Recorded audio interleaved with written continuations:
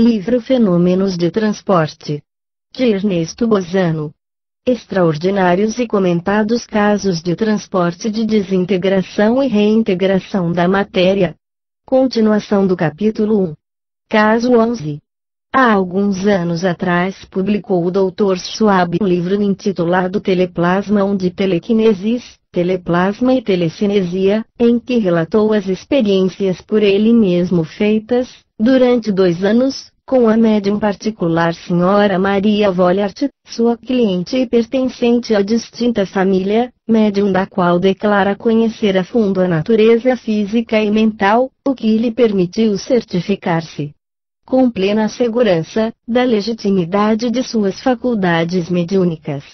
Demais, as condições em que se desenrolaram as sessões excluem toda a possibilidade de fraude, conquanto se experimentasse na obscuridade, essa não era completa e as infiltrações da luz do dia permitiam distinguir constantemente as sombras do corpo da médium e de todos os assistentes. Além disso, os fenômenos foram algumas vezes obtidos à luz vermelha e até à luz do dia. Acrescente-se que a médium sentava-se no círculo com os outros e as mãos de todos ficavam sempre imobilizadas por meio de uma rigorosa cadeia. O Dr. Schwab publicou numerosas fotografias dos fenômenos, bem como testemunho de umas 50 pessoas que os assistiram, pessoas, todas, que ocupam importantes posições, entre as quais certo número de médicos e professores universitários. Não possuindo o livro do Dr. Schwab, deverei limitar-me a narrar os trechos essenciais do amplo resumo que lhe dedicou René Sudre na Revue Metapsychique, de julho-agosto de 1923. Escreve ele: os transportes são produzidos do seguinte modo. Ressoam algumas pancadas na tábua da mesa e a médium se torna muito agitada. Logo depois um objeto cai em cima da mesa ou é depositado suavemente sobre ela. Geralmente são pedras do tamanho de uma noz ou de um ovo de pata. Provém, algumas vezes, da própria casa, mas muitas vezes de localidades ignoradas. Foram, além disto, transportados livros e vasos contendo água e flores. Um detalhe notabilíssimo e que serve para excluir qualquer suspeita de fraude é este: que a sua natureza está em relação ao tema da conversa do momento. Assim, por exemplo, em relação com o assunto de uma conversa, obteve-se transporte de raminhos de estero com um comprimento de 67 centímetros, dimensão esta que basta por si só para excluir a suspeita de que a médium pudesse esconder os raminhos em suas vestes. Algumas vezes ela levava as mãos acima da cabeça para colher, em voo, os objetos, sem que, para tal, fosse abandonado o controle de suas mãos. Outras vezes, ela dizia ter sentido colocar sobre a sua própria cabeça uma pedra ou mesmo uma ferradura. Se, nesse instante, levava a mão à cabeça, nada encontrava, mas a fotografia revelava, ao contrário, a presença do objeto designado. Ou ouvia-se o choque de um objeto atirado em cima da mesa e, em consequência, se julgava que o transporte tivesse chegado, quando, na realidade, não era encontrado ali senão alguns minutos depois, isto é, o tempo necessário para ser materializado. Enfim, outras vezes o objeto transportado impressionava a chapa fotográfica, se bem que, na realidade, não fosse ainda visível. Os objetos transportados, especialmente as pedras, estavam quentíssimos.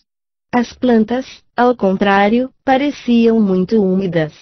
Uma vez foi trazida uma flor de um ramalhete a 3 ou 4 quilômetros de distância e, todas as vezes que se produzia um fenômeno semelhante, quer estivesse próximo, quer estivesse afastado o ramalhete, suas flores eram achadas em ordem. Em outra sessão, certo arco saiu de um quarto pegado, aprisionando a um tempo os 2 braços da médium e o braço esquerdo de um dos controladores, sem que este último jamais houvesse abandonado o controle das mãos dela. Obtivemos, além disto, o transporte de um galho de faia, salpicado de orvalho, o qual, na penumbra, foi visto chegar por cima da cabeça da médium, que libertou uma das mãos para colhê-lo no ar. No dia 25 de janeiro de 1923, obtivemos o extraordinário transporte de um torrão de terra com um pé de salsa, no interior do qual foi achado um grande verme branco que se contorcia vivamente. Na iminência de um transporte, a médium Maria Vollert entra lentamente em estado de transe. Seus movimentos respiratórios passam a 40-45 por minuto e o pulso a 90-95 batidas, a superexcitação é grande, as mãos e frequentemente o corpo inteiro são abalados por um tremor penoso e a testa fica úmida de suor. Depois do fenômeno, sobrevém uma fase de acentuado esgotamento e a médium pede insistentemente algo para beber e se queixa de um mal-estar geral. Encontram-se, no caso exposto, felizmente reunido, numerosas características dos fenômenos de transporte já por mim notadas e tratadas antes. Assim sendo, atente-se para a circunstância de que, quando os objetos transportados eram de pedra ou de metal, se mostravam quentíssimos e outros tanto para os vários episódios de transporte de um galho de faia ainda salpicado de orvalho, de vasos contendo líquidos, de um torrão de terra dentro do qual um grande verme branco se contorcia vivamente ou de um arco que se insinuou entre os braços da médium e de quem lhe controlava a mão direita, sem que esta lhe abandonasse o controle. Nas experiências em exame, todavia, o detalhe mais importante é o de serem os objetos notados algumas vezes pelos sentidos do tato, da audição ou da visão, quer da médium, quer dos assistentes, antes de se acharem presentes, na realidade, em estado sólido, quando o fato de serem colhidos e fixados pela chapa fotográfica indicava sua presença real in loco, no estado fluídico. Recordo, a propósito, que relatei antes, caso 2, um episódio semelhante em que uma jovem sensitiva descreveu as sombras das flores que deviam ser transportadas alguns minutos após e, assim fazendo, caiu num erro de interpretação que se converteu numa prova mais em demonstração da objetividade real de quanto havia visto, pois falou de uma magnífica rosa vermelha cuja haste tinha 3 folhas quando na realidade se tratava de uma bela camélia vermelha, cuja haste trazia efetivamente as 3 folhas assinaladas. Saliento ainda que essas observações do sensitivo sejam bem frequentes e que recentemente, com o famoso médium austríaco Meltzer, se repetiram em circunstâncias interessantes.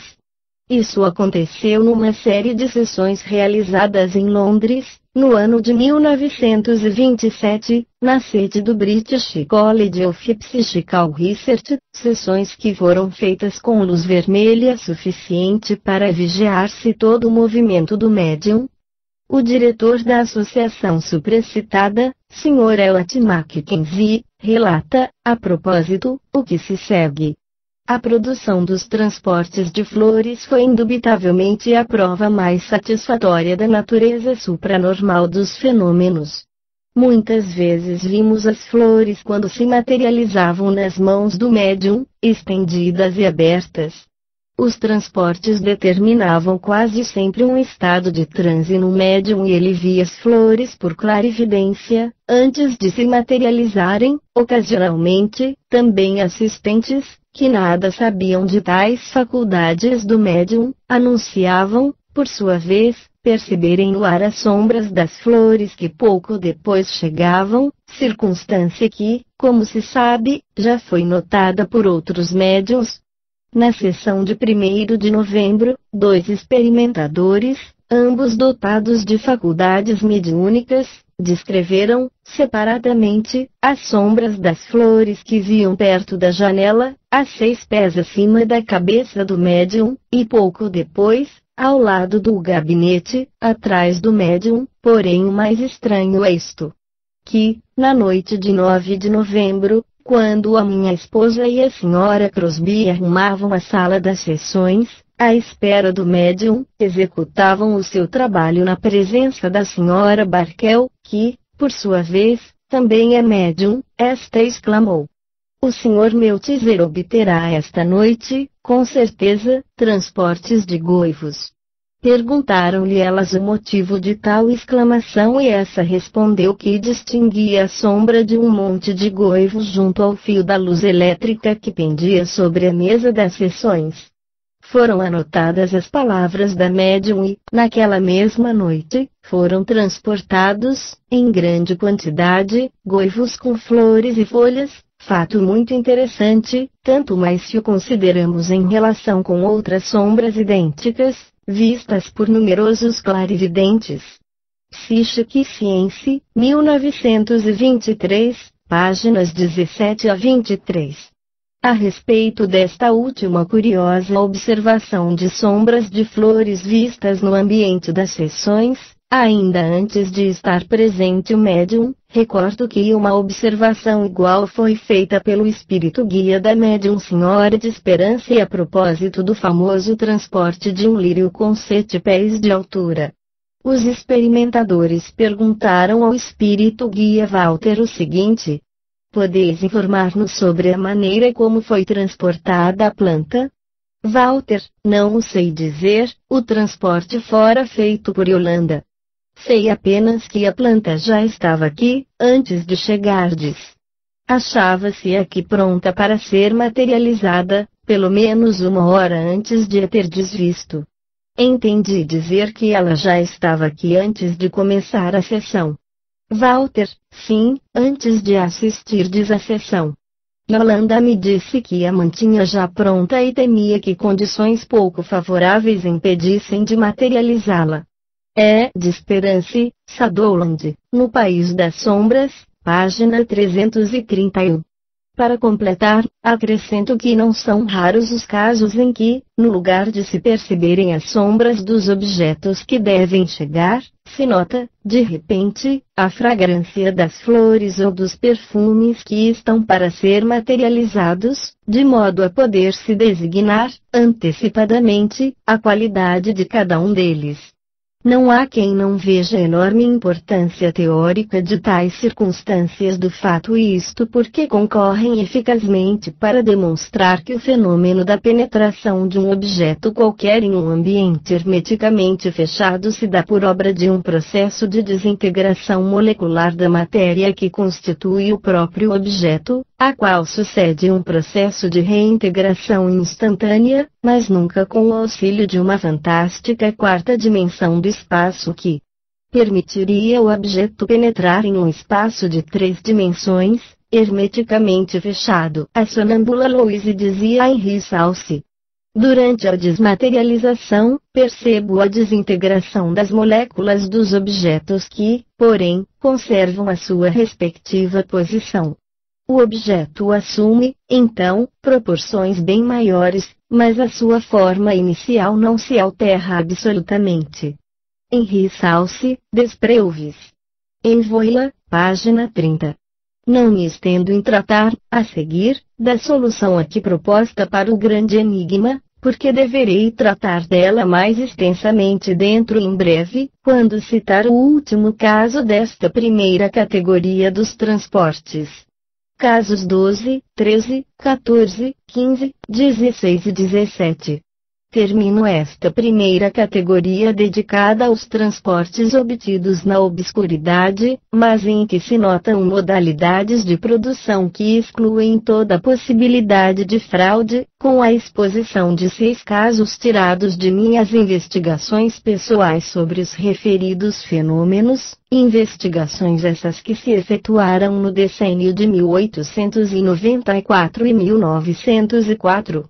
Em parte com a mediunidade de Eusápia Paladino, mas sobretudo com a de 2 médiuns particulares, caríssimos amigos nossos. Luigi Poggi e Tito Aicardi, ambos fundadores, como eu, do Círculo Científico Minerva, de Gênova, cujo presidente era o conhecido escritor e jornalista Luigi Arnaldo Vassalli, ao qual pertenciam os professores Enrico Morselli e Francesco Porco, bem como o Dr. Giuseppe Venzano. Os 6 casos de que vou tratar já foram por mim narrados em amplos resumos. 4 deles no meu livro Hipótesi Spiritita e Theorische Scientifiche, 1902, e os outros 2, produzidos depois da publicação do livro, foram relatados, em resumo, em revistas italianas e estrangeiras. Agora, porém, os reproduzo por extenso, como se acham registrados nos relatórios das sessões. Compreende-se que, naquele decênio de contínuas experiências, obtivemos centenas de transportes de todas as espécies, não obstante, desejando cingir-me às regras de seleção que me são impostas no presente trabalho, deverei limitar-me aos casos já publicados, se bem que, entre os ainda inéditos, se notem alguns mais extraordinários do que outros publicados. Bem entendido seja que os esclarecimentos expostos não significam absolutamente que em nossas experiências não procedêssemos com as habituais e indispensáveis medidas de controle. Noto a respeito que o autor fechava as portas à dupla volta de chaves e as punha no bolso, enquanto todos os presentes faziam, rigorosamente, a habitual cadeia de mãos, de modo que as mãos do médium eram constantemente controladas.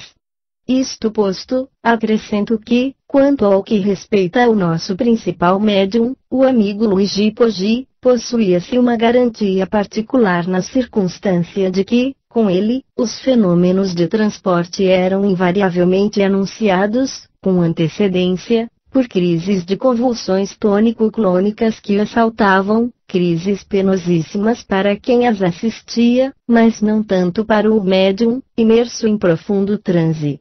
As quais serviam para avisar-nos da iminência de um fenômeno de transporte, de forma que os que dentre nós controlavam o médium tinham todo o tempo para aumentar a sua vigilância. Estas as condições em que foram produzidos os nossos melhores fenômenos de transporte, condições que excluem igualmente a objeção de uma presumível preparação preventiva dos transportes, isto por essa outra circunstância de que, quando se tratava de objetos de pedra ou de metal, eles caíam do alto, com barulho, sobre os móveis ou o chão, e, quando se tratava de flores ou ramos, era colocado delicadamente no colo das pessoas às quais eram destinadas. Ações essas que não poderiam ser praticadas por uma pessoa segura fortemente pelas mãos. Como quer que seja, repito o que, faltando nos episódios em apreço as circunstâncias de produção que são exigidas para a presente categoria, deixo, pois, de citá-las. Começo por citar 2 casos que dizem respeito à mediunidade de Eusapia Palladino. Eu não assisti à sessão em que se verificou esse primeiro episódio, mas tive ocasião de entreter-me longamente acerca dele, no dia seguinte, com as 3 pessoas que assistiram. O Sr. Felice Avelino, sócio do Círculo Científico Minerva, desejando obter manifestações de caráter íntimo, de um parente que se materializou na noite anterior graças a Eusapia Palladino, tomara disposições para ter uma sessão especial com ela, na própria residência dele. Só assistiram a tal sessão ele, uma sua irmã e uma jovem russa, também sócia do Círculo Minerva. No prédio não se achavam outras pessoas, pois a família do Sr. Avelino estava em sua casa de campo. Isto exposto, transcrevo a parte do relatório que diz respeito ao fenômeno de transporte. Escreve o Sr. Avelino. 5 de setembro de 1901. A médium era por mim controlada à direita e por minha irmã à esquerda. Para o fim da sessão, quando já obtivéramos quanto desejávamos em questão de fantasmas materializados, eis que tomba do alto, com barulhento choque, no meio da mesa, algo de volumoso e pesado. Estendo o braço e apalpo a parte superior da mesa para certificar-me do que acontecera e apareceu-me debaixo da mão um objeto que não me demoro a identificar como um pão de 4 pontas, chamado massa de soda. Desejoso de ver e analisar melhor esse curioso transporte, peço a Donnie permissão para acender a luz, o que me é concedido, mas, com surpresa geral, apenas acesa a luz. Verificamos que nada mais existe ali. Examinamos o interior dos móveis e, finalmente, as duas senhoras presentes inspecionam a médium. Tudo é inútil e o pão não é encontrado. Só me resta recorrer a Donnie, a quem perguntei se porventura não o teria ocultado e ele, com um grande golpe desferido na mesa, respondeu afirmativamente. Rogo então vivamente a Donnie que mo restitua, pois desejo mostrá-lo a meus amigos e parentes. Eis a resposta tipológica de Donnie. Pertence à padaria que fica perto daqui. Se quer ficar com ele, dê-me 2 soldos. Tirei logo do bolso os 2 soldos, convidando Donnie a recebê-los e ele ordenou tipologicamente. Apague a luz. Assim fiz e, ao mesmo tempo, tornamos a formar a cadeia. Eu controlava a Eusápia com a mão esquerda e, apertando entre os dedos da direita a moeda de 2 soldos, levantei o braço ao alto. E eis que uma mão desceu do alto e escamoteou-me de entre os dedos a moeda. Decorreram talvez 20 segundos e eis que se faz ouvir outro golpe ruidoso sobre a mesa, idêntico ao ouvido anteriormente.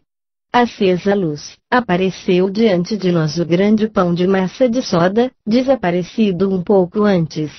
Quanto à moeda de 2 soldos, essa desapareceu completamente e não a encontramos em parte alguma.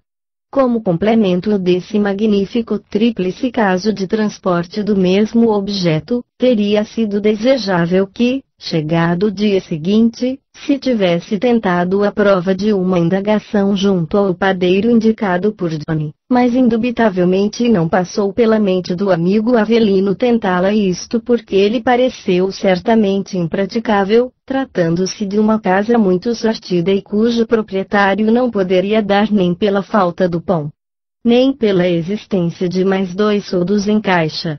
Todavia, esse tríplice fenômeno de transporte não deixa de ser sempre muito interessante, bem como muito bem precavido contra qualquer presunção de fraude. A tal respeito é de notar-se o fato de que se tratava de um pão grande, o qual não seria facilmente ocultado debaixo das roupas da médium e muito menos poderia escapar às apalpadelas a que a submeteram as 2 senhoras presentes, depois de verificado o desaparecimento do objeto transportado.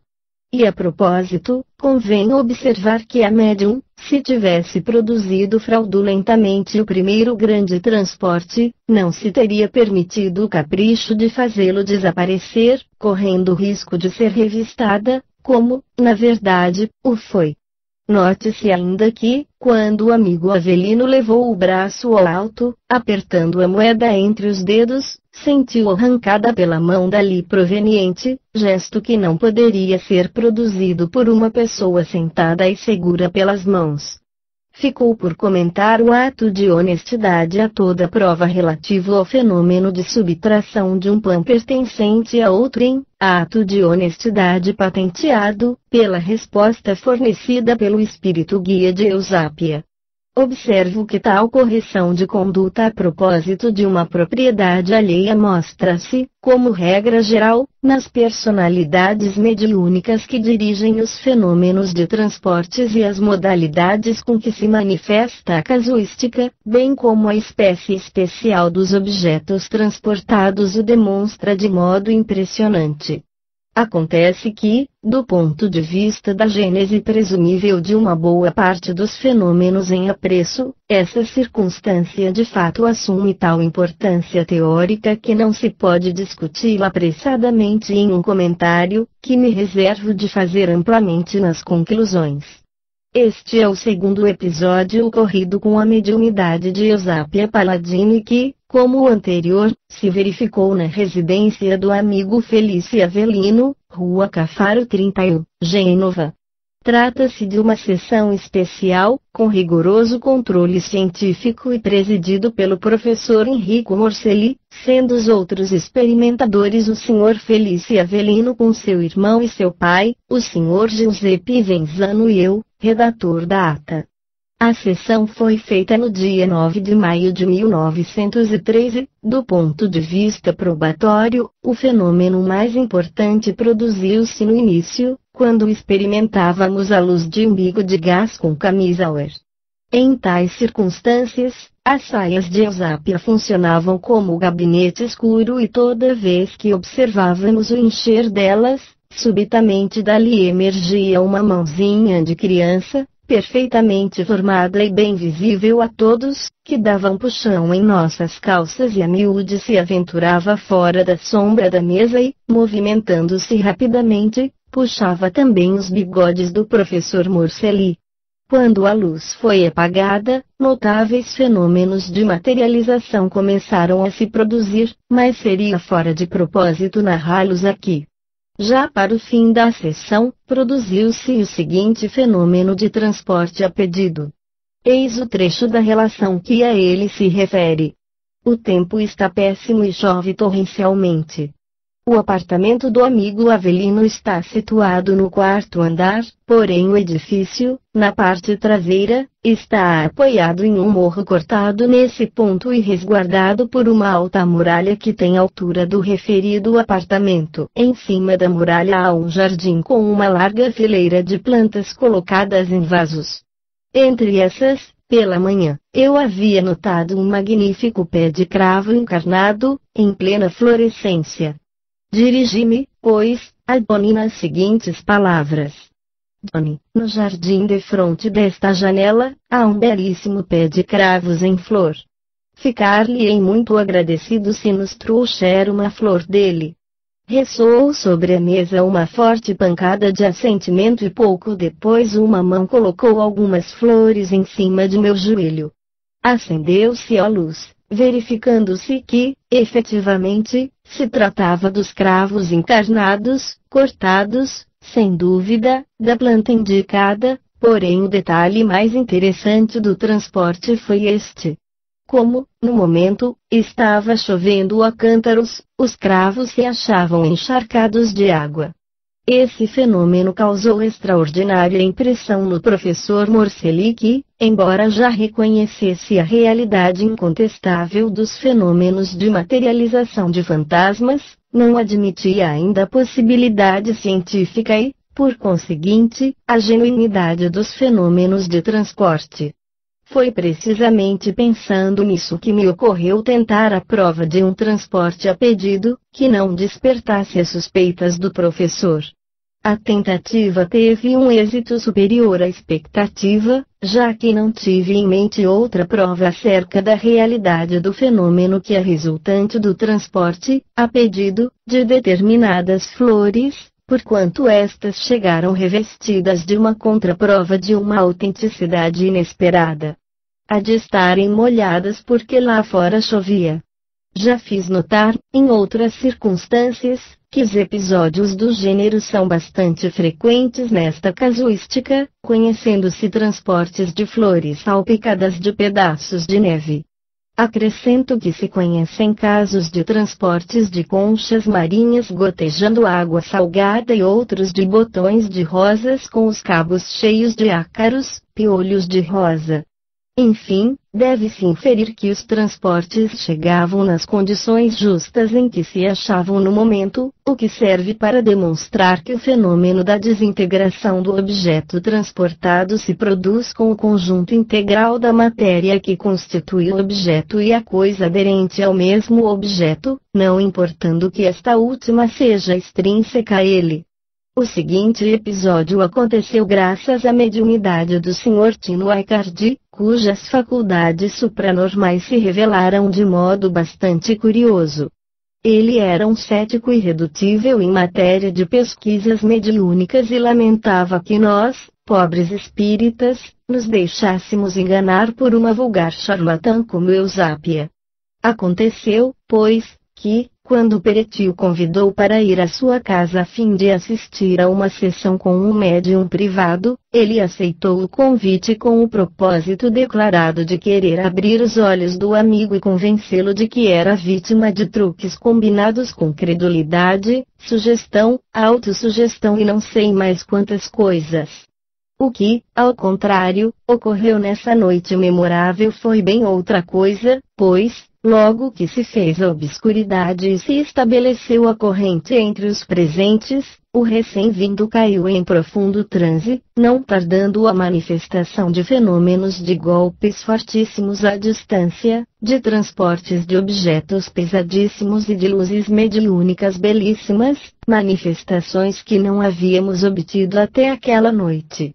Quando, finalmente, depois de 2 horas de sono, o novo médium acordou, apressou-se em desculpar-se com as senhoras pela inconveniência cometida, dormindo como um porco, durante a sessão. E fácil de imaginar-se a surpresa do mesmo, quando se lhe respondeu agradecendo pelas magníficas manifestações obtidas com o auxílio de sua mediunidade. Passo a referir um trecho da ata da sessão realizada no dia 10 de dezembro de 1889 em casa do Peretti, funcionando, como médium, o Sr. Tito Aicardi, na qual se fala de um interessante fenômeno de transporte. Pela boca do médium em transe se manifesta a entidade habitual de um hindu que diz ser o espírito de um yogi desencarnado havia poucos anos, porém, como esse se expressa numa mistura de italiano, inglês e sânscrito, quase inteiramente incompreensível, o Peretti pede à entidade comunicante para produzir um fenômeno de transporte como já havia feito outras vezes. Por exemplo, não poderia o espírito do yogi presentear-lhe uma flor campestre trazida dos prados da Índia? A personalidade comunicante responde afirmativamente e abandona, rápido, o médium, que cai sobre o assento, continuando a dormir profundamente. Transcorridos uns 10 minutos, o médium se agita, suas mãos apertam convulsamente as dos seus fiscalizadores, emite um profundo suspiro e murmura, em voz baixa, as seguintes palavras: pronto. Luz. Acende-se a luz e colhe-se, na mesa, um galinho de uma planta desconhecida, com cerca de 20 centímetros, de folhas graciosamente coloridas, mas sem flores. O ramo é composto de 5 ramificações dispostas em torno do caule, de forma alternada, cada uma terminada em 5 folhinhas largas. Ele estava fresquíssimo, tanto assim que se lhe tocasse, com um papel, a extremidade do talo cortado, ficava nele uma mancha verde.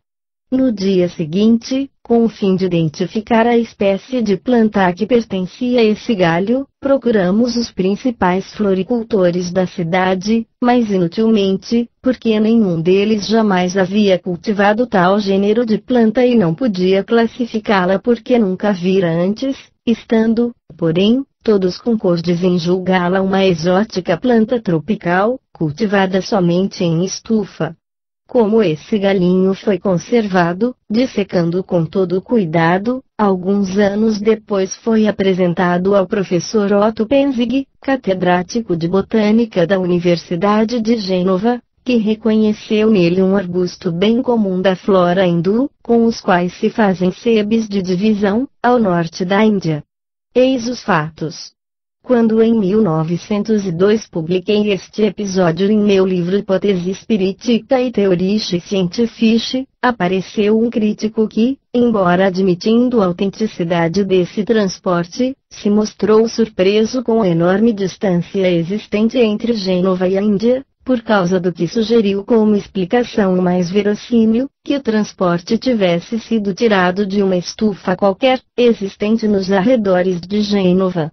Nenhuma dúvida existe de que tal explicação é racional e aceitável, mas não tira o valor probatório do fenômeno, obtido a pedido. No entanto, o professor Penzig não se mostrou dessa opinião, observando que o arbusto de que se trata, embora interessante, não tinha nenhuma qualidade de beleza floral e ornamental para que fosse exportado e cultivado em uma estufa. Assim sendo, é mais provável a versão de que o transporte nos chegou de seu país de origem, embora longíssimo, a cujo propósito repito o que antes disse, isto é, que, no nosso tempo, em que assistimos às maravilhas do rádio, com o qual podemos escutar, de Roma, o discurso que, no momento, pronuncia o presidente dos Estados Unidos da América, não é para espantar-se se uma personalidade espiritual, independente das limitações da matéria, se mostre capaz de fazer a viagem de Gênova à Índia com a mesma rapidez com que anda a palavra transportada sobre as ondas etéreas.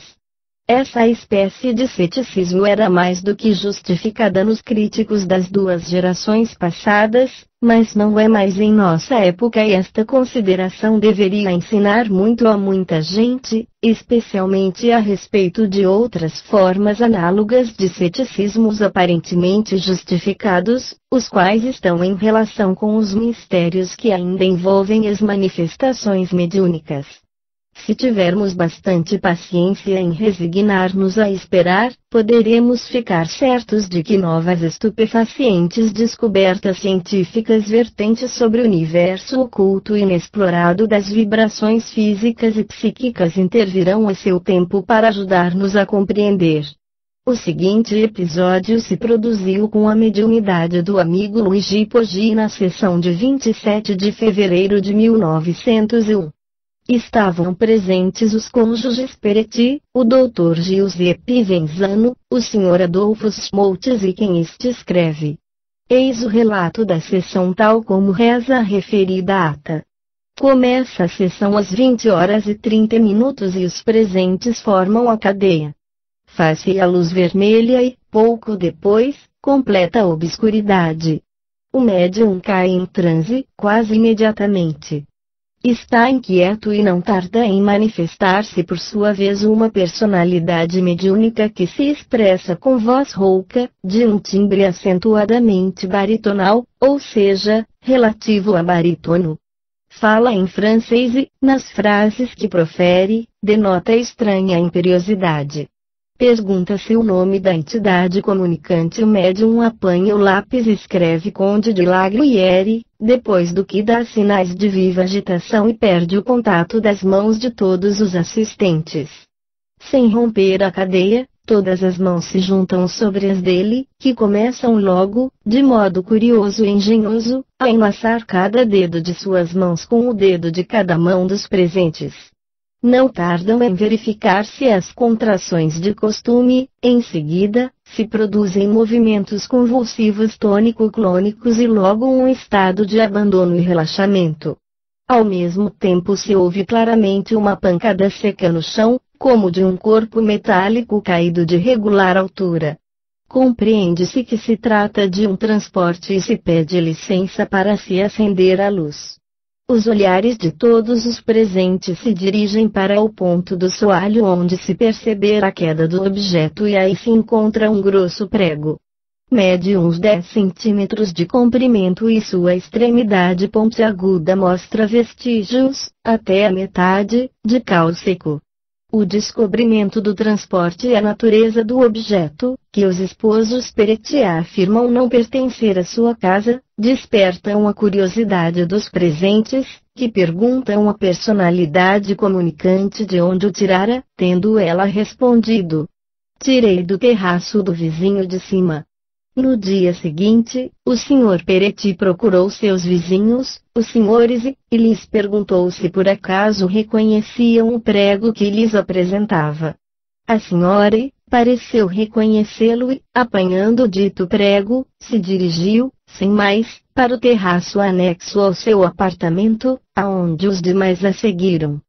Chegados ali, notaram a falta de um prego grosso que sustentava a corda sobre a qual se costumava estender a roupa lavada para secar. Introduzido o prego no buraco existente na parede, verificaram, com espanto, que esse era da mesma largura do prego e que a sua profundidade correspondia exatamente à parte do mesmo a qual ficaram aderidos vestígios de cal. Era de notar-se também que as bordas do buraco não pareciam forçadas, coisa impossível de se conseguir se pretendesse tirar um prego grosso solidamente encravado na parede até a metade do seu tamanho. Tudo isso serve para demonstrar, de modo irrefutável, que o prego transportado era o que faltava no terraço existente em cima da sala das sessões. O conde de La Gruyère dissera a verdade. Os casos de transportes nos quais se consegue identificar o lugar de onde foram tirados os objetos estão revestidos de um valor probatório notável, além de serem bastante frequentes na casuística em exame. Observo a respeito o que, entre os episódios relatados anteriormente, figuram 9 com a identificação dos lugares de onde foram transportados. Quanto a este 10º caso, noto o que, se bem não possa ser considerado mais importante do que os demais, todavia é estranhamente caracterizado pelas modalidades com que se conseguiu identificá-lo, colocando no buraco da parede do qual foi arrancado. Notável também foi a excelência das condições probatórias em que se verificou, considerando-se que, no momento em que se percebeu, no chão, o ruído metálico do objeto que caía de cima, o médium não somente tinha as mãos sob fiscalização dos presentes, mas também, com o fito de poder subtrair força dos componentes do grupo, entrelaçar os dedos de suas mãos com os dedos das mãos de todos os presentes, os quais, em consequência, tinham no momento as mãos imobilizadas pelo médium. Ninguém, portanto, poderia mistificar, atirando no ar o falso transporte para simular sua queda de cima, enquanto as portas, como sempre, estavam fechadas à dupla volta de chaves e as chaves no bolso do Peretti. Este outro episódio, obtido a pedido, deu-se igualmente com o auxílio do mesmo médium, Sr. Luigi Poggi. Sessão de 5 de maio de 1901. Acham-se presentes os esposos Peretti, o Dr. Giuseppe Venzano, o Sr. Adolfo Schmoltz e o redator desta ata. Às 9 horas da noite, apaga-se a luz branca, acende-se a vermelha e forma-se a cadeia. O médium cai, em seguida, em transe, permanecendo nesse estado alguns segundos, para começar logo a falar com uma volubilidade extraordinária, numa língua desconhecida, com um acento áspero e bárbaro. Pelo modo que o médium se senta e a mímica característica com que acompanha o seu falar, compreende-se logo que se trata de um oriental. O Peretti pede à entidade comunicante que mencione o seu país de origem, com algo que tenha relação com o mesmo. Uma profunda inclinação, feita pelo médium, nos faz saber que a personalidade mediúnica compreendeu e acedeu ao pedido. Apaga-se a luz vermelha e o médium não tarda em passar pelas habituais fases de contração muscular, tremor convulsivo, relaxamento final, não sendo demais salientar que os 2 experimentadores encarregados da fiscalização do médium, com esses sinais precursores, redobraram a vigilância. No mesmo tempo cai, tinindo, do alto, algo de metálico, que depois de cair rola pelo chão. Volta-se a acender a luz, achando-se uma moeda de cobre, de cunhagem turca, tendo as dimensões de uma moeda italiana de 2 soldos, de antes da guerra. Com referência ao idioma falado pelo médium, é oportuno fazer notar que havíamos conseguido apanhar e registrar, foneticamente, algumas frases pronunciadas pela entidade em correspondência com expressivos gestos especiais. Pois bem, essas frases foram, no dia seguinte, submetidas à interpretação de um oficial do encouraçado turco Messidje, na ocasião atracado no porto de Gênova, e, não obstante terem sido registradas foneticamente, o oficial as compreendeu, dada a mímica que as havia acompanhado, o quanto já havíamos suposto que deviam significar. Não é demais acrescentar que nem o médium, nem nenhum de nós conhecemos a língua turca. Tal é o interessante transporte obtido a pedido. Enquanto transcrevia este relato, tive a ideia de ir buscar a moeda turca de que fala o texto, moeda que devia certamente encontrar-se no grande cofre onde guardo uma boa parte dos transportes obtidos naquele decênio de pesquisas. Havia muitos anos que eu não abria esse cofre e confesso que, ao abri-lo, experimentei certa emoção ao ver, diante de meus olhos, tantos objetos, cada um dos quais recordava vivamente, em mim, a sua história, enquanto meu pensamento volvia, com saudades, para os nossos companheiros de pesquisas, que não pertenciam mais a este mundo. Os cônjuges Peretti morreram, assim como o Dr. Giuseppe Venzano e a médium também são falecidos. Não tardei em achar, entre os objetos guardados no cofre, a moeda turca de 2 soldos, que tenho agora sobre a minha secretária. Está bem gasta nas duas faces. O milhar aparece nitidamente, porém não consigo ver os algarismos. De todos os modos, vê-se que não se trata de uma moeda nova, mas talvez de um século atrás.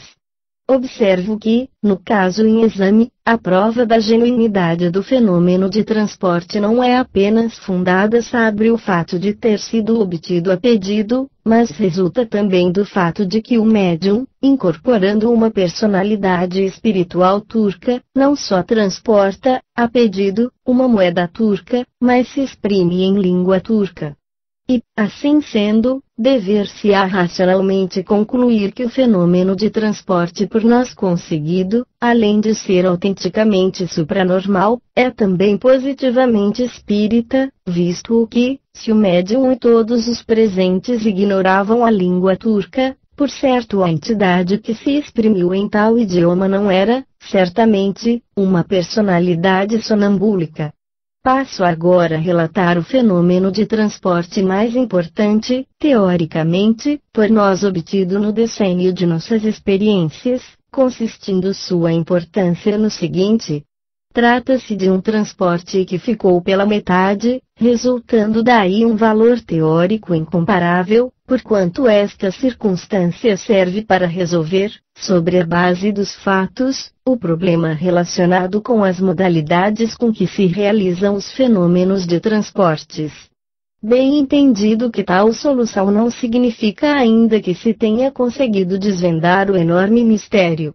De qualquer forma, já é muito se, com base no exposto, chega-se a estabelecer, definitivamente, em proveito dos futuros investigadores, um princípio fundamental de tanta importância para a orientação dos pesquisadores. A sessão realizou-se na casa do Peretti, Praça del Carmine, em Gênova, no dia 19 de março de 1904. Este é o trecho de minha relação na qual descrevi os fatos. Estão presentes os cônjuges Peretti, o Dr. Giuseppe Venzano, o Sr. Adolfo Schmoltz e Ernesto Bozano. Serve de médium o Sr. Luigi Poggi. Apaga-se a luz branca, acende-se a vermelha e faz-se a cadeia. Apenas o médium cai em transe, manifesta-se seu próprio pai anunciando que o filho está bem disposto, que todos os presentes se acham fluidicamente harmonizados com ele, que há abundância de força e que obteríamos boas manifestações.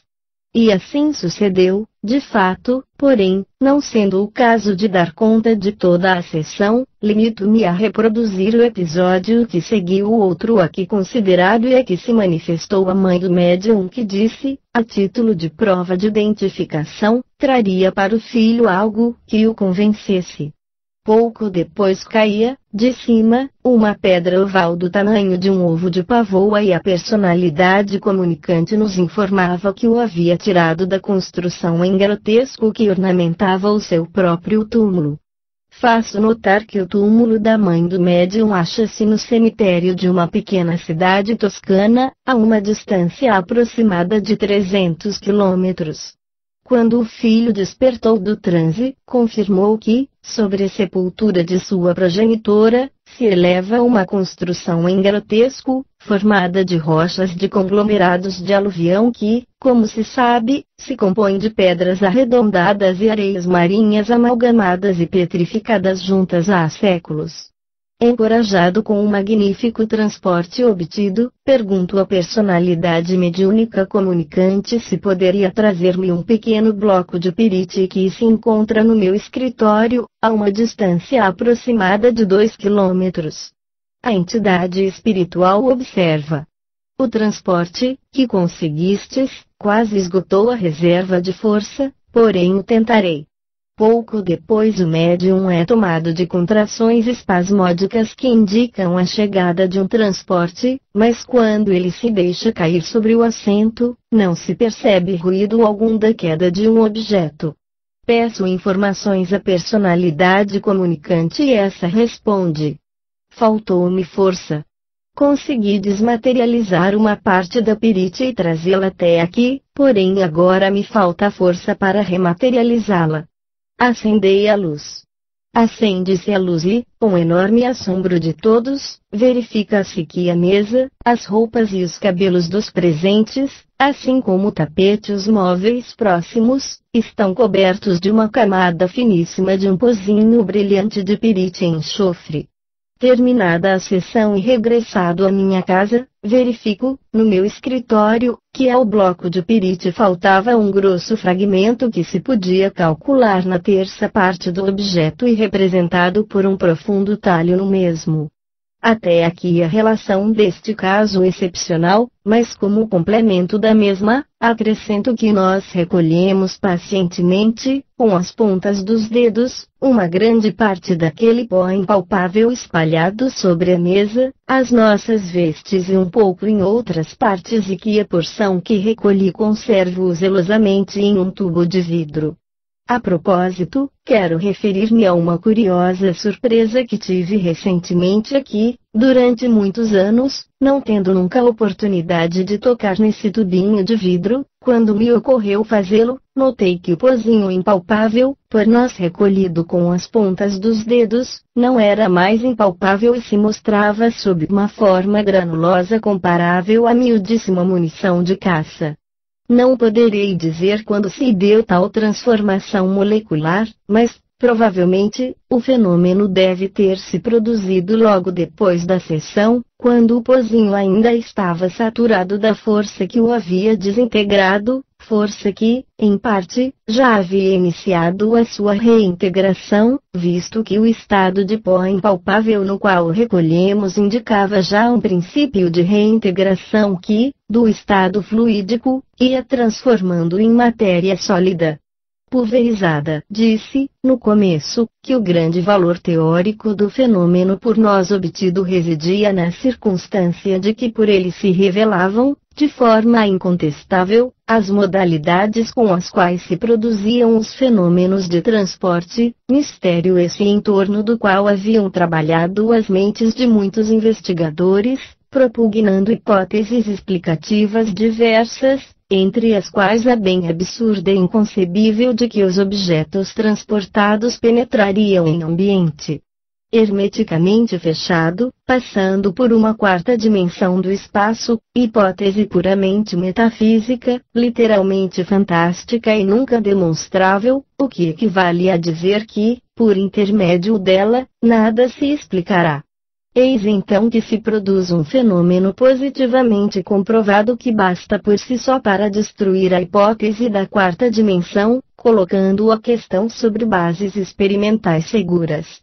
Até há poucos meses eu supunha que esse fenômeno por nós conseguido fosse o único do gênero existente na casuística mediúnica, mas, com grande satisfação minha, encontrei na revista Luz e Ombra, de maio de 1928, um artigo do Dr. Guglielmo Civitelli, o qual, a propósito da citação do caso em apreço, me recordava que um fenômeno análogo já havia sido obtido com a mediunidade de Eusápia Palladini fora.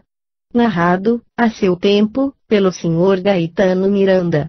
O fenômeno se deu em Nápoles, no palácio da princesa Piccolomini. Em tal circunstância, se havia pedido a Doni para transportar um dedalzinho de prata fechado em um escrime existente em outro aposento do palácio.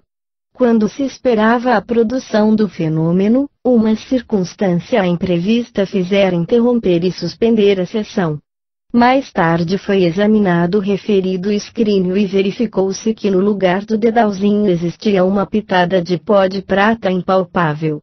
Como se vê, também neste caso o fenômeno ficou pela metade por causa da brusca interrupção da sessão e as consequências daí resultantes foram absolutamente idênticas às do fato supracitado, se bem o fenômeno se tenha produzido com modalidade inversa, isto é, que o pó impalpável de prata, ao invés de ser transportado até a sala das sessões, ficou dentro da caixa onde estava encerrado o dedalzinho. De qualquer forma, trata-se sempre de um objeto metálico reduzido ao estado de pó impalpável pela vontade da personalidade mediúnica operante. E isto é o que basta, porquanto serve para confirmar que os fenômenos são produzidos por força de um processo de desintegração e reintegração molecular rapidíssima dos objetos transportados, salvo uma variante que não muda, de modo algum, os processos, não obstante sejam estes aplicados em sentido inverso, isto é, que a vontade operante se serve, às vezes, de processo idêntico praticando um furo nas portas, nas janelas, nas paredes, introduzindo, em tal ponto, um objeto em um ambiente hermeticamente fechado, sem desintegrá-lo. Esta última variante do fenômeno foi indicada pela mesma personalidade mediúnica com a qual se obteve o transporte incompleto de que se trata. Nós já havíamos notado que muitas vezes as pedras e os objetos metálicos transportados estavam notavelmente quentes e outras vezes se mostravam termicamente normais.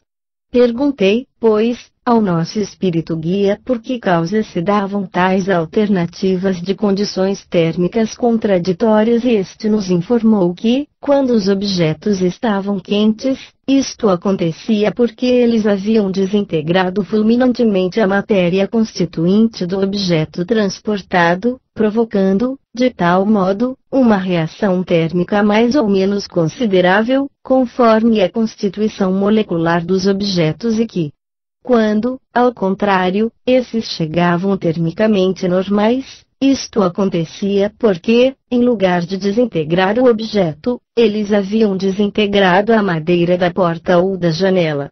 Tal explicação desde logo nos pareceu inteiramente satisfatória pela concordância admirável entre os efeitos termodinâmicos previstos pela ciência na hipótese de um agrupamento instantâneo de átomos e isto era o que se verificava em numerosos fenômenos de transporte. A tal propósito desejo salientar a seguinte notabilíssima concordância nas afirmações de duas entre as personalidades mediúnicas que se manifestaram em nossas experiências, com 25 anos de espaço entre elas. Refiro-me às recentíssimas experiências do milésimo, no qual se interrogou o espírito guia Cristo d'Angelo sobre o mesmo argumento, obtendo-se as seguintes explicações que se mostram substancialmente idênticas. Para os transportes pequenos, fazem-se a desmaterialização e a materialização dos objetos, para os transportes grandes é feita a desmaterialização de um ponto nas portas e nas paredes. Não é demais dizer quanto me satisfez a resposta de Cristo d'Angelo, a qual vinha confirmar, de modo impressionante, a outra por nós obtida há tantos anos passados. Observa agora que as explicações não concordam somente entre si mas concordam igualmente com as que foram fornecidas à Sra. de Esperança e a William Stein Thomases pelos espíritos guia Yolanda e Rector. Ora, não há quem não veja como essa unanimidade de informações explicativas fornecidas reveste por si mesma um alto valor teórico, já que, se as personalidades mediúnicas concordam entre si, apesar de cada uma dessas ignorar as explicações dadas pelas outras, isso demonstra que as personalidades em referência alcançaram seus conhecimentos por uma experiência comum. E, como também os adversários mais intransigentes da hipótese espírita não podem eximir-se de reconhecer inteligência e raciocínio nas personalidades mediúnicas operantes, Resulta daí que eles deverão reconhecer que as mesmas entidades devem saber como fazem para desenvolver os fenômenos que produzem. E, assim sendo, evidente e absurdo é negar crédito às explicações fornecidas concordemente a respeito das condições que determinam os fenômenos de transporte. Observo, ainda, que os leitores encontrarão, na segunda parte da presente obra, incidentes de transportes obtidos em plena luz, nos quais os experimentadores viram a desintegração e a reintegração dos objetos diante dos seus olhos atônitos. Acrescento, finalmente, que os notabilíssimos episódios narrados no caso 11, nos quais o médium e os experimentadores perceberam as sombras dos objetos se materializando, confirmam ainda mais a tese aqui propugnada. E parece-me que basta para considerar-nos cientificamente autorizados a declarar teoricamente resolvida, sobre a base dos fatos, a questão vertente sobre as modalidades com que se produzem os fenômenos de transporte, isto é, que os fenômenos se dão por um ato de vontade das personalidades mediúnicas operantes, não importa, por ora, se subconsciente ou extrínseca, ato de vontade que teria o poder de desintegrar e reduzir, instantaneamente, ao estado fluídico a matéria constituinte de um determinado objeto, daí poder introduzi-la, através de portas e paredes, em ambientes hermeticamente fechados, e ali reintegrá-la por um processo igualmente instantâneo ou conservar a integridade do mesmo e introduzi-lo em ambientes hermeticamente fechados, desintegrando uma parte qualquer das portas, das janelas, das paredes, o que equivale dizer, obtendo resultado idêntico com processo diverso.